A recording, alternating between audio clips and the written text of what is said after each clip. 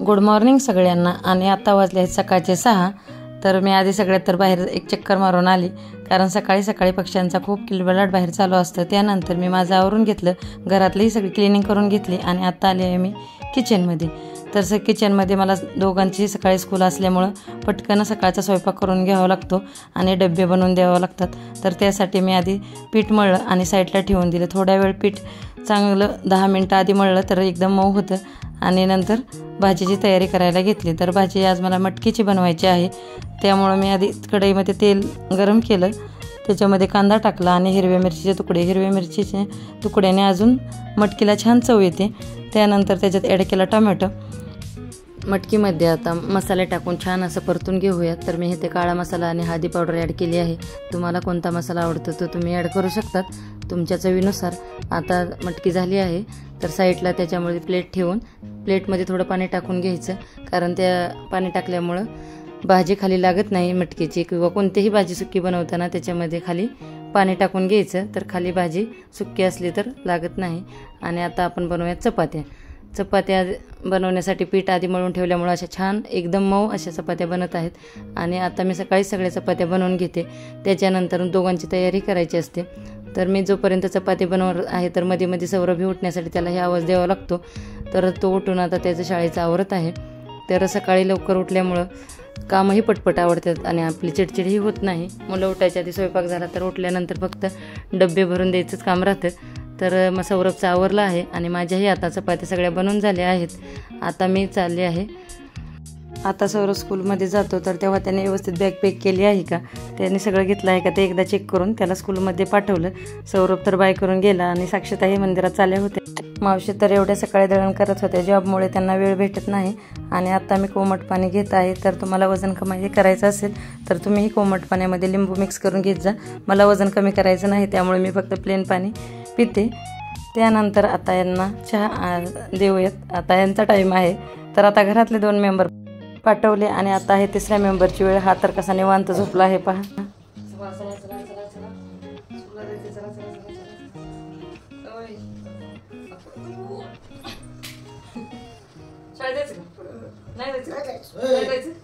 आज किती मजा आहे बघा, उठू बाई। चला जायचं जायचंय जायचंय। अरे बापरे, ह्याला सकाळी उठवणं म्हणजे एक टास्क आहे माझ्यासाठी, आणि त्याला आता आंघोळीसाठी पाठवलं आहे। कोलगेट ही लावून द्यावं लागते।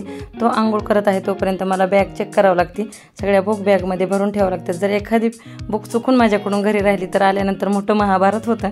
आता त्याची बॅग पॅक केली आणि आता त्यानंतर त्याचे डबे भरून घ्यायचं आहे। तर त्याला सकाळी खूप त्रास देतो, पटपट आवरत नाही। त्यानंतर कंपास पेटी चेक करायची, तर अशी रबर तुम्हाला होते का, तर आता नवीन मुलांना काय निघेल ते सांगता येत नाही। आता वेळ आहे डबे भरण्याची, तर असे चपातीचे छोटे छोटे तुकडे करून दिले तर मुलांना पटकन खाता येतात। तर मी पहिल्या डब्यामध्ये तर मटकी चपाती भरली। त्यांना 2 लंच ब्रेक असतात, तर पहिला एक छोटा ब्रेक असतो, नंतर एक असतो। तर एका डब्यासाठी फ्रूट किंवा काही तुम्ही स्नॅक्स देऊ शकता। तर पहिल्या डब्यासाठी मी मटकी आणि चपाती दिली आणि दुसऱ्या डब्यासाठी आता पॅक करत आहे पेरू। माझ्याकडे पेरू अवेलेबल होता, तुमच्याकडे कोणतेही फ्रूट असले तरी दिलं तरी चालतं, आणि फरसाण। आता हे दोन्ही डबे रेडी आहेत, आता त्याची तयारी करूया। आंघोळ झाली की त्याची मस्ती चालू होती, कारण फ्रेश झालेला असतो। तर सगळ्यात आधी तर त्याला कपडे घालून घ्यायची। ID कार्ड कंपल्सरी असतं, कधीही राहिलं नाही पाहिजेत, नाही तर लगेच घरी घ्यायला येतं, स्कूल जवळच आहे त्यामुळं। आणि आता मेकअप, तर मेकअप ही आपल्याला असंच मम्मी नको तसंच मम्मी नको ते सूचना देत असतो।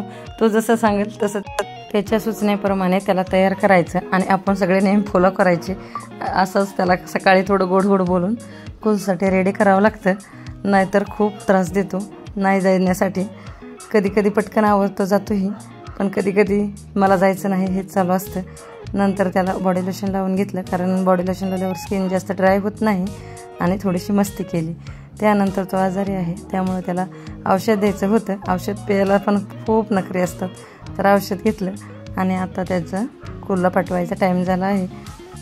चला तर त्याला आता स्कूलमध्ये सोडून येऊया। तर त्याचं स्कूल फक्त 0 किलोमीटर आहे आणि तो स्कूलमध्ये गेला. शेजारचं स्कूल आहे. आणि खाली आले तर पाहते तर अशी झाडांना खूप छान गोकर्णीची फुलं आली होती. वर येताना पाहिले की साक्षीताई रांगोळी काढत आहेत. त्यांना रोज रांगोळी काढतात. त्यानंतर आता टाईम आहे माझा.